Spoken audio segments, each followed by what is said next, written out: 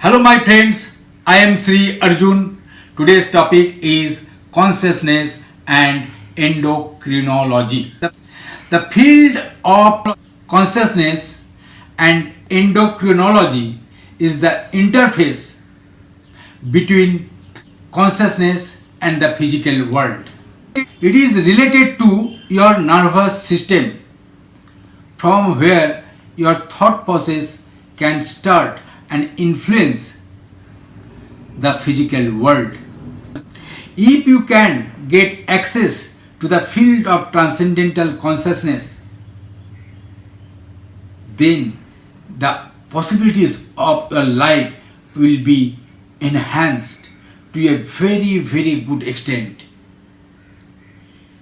For our forthcoming seminars and workshops, please get in touch with us. Subscribe my channel and turn on the notification bell so that you can get all my videos. Namaste.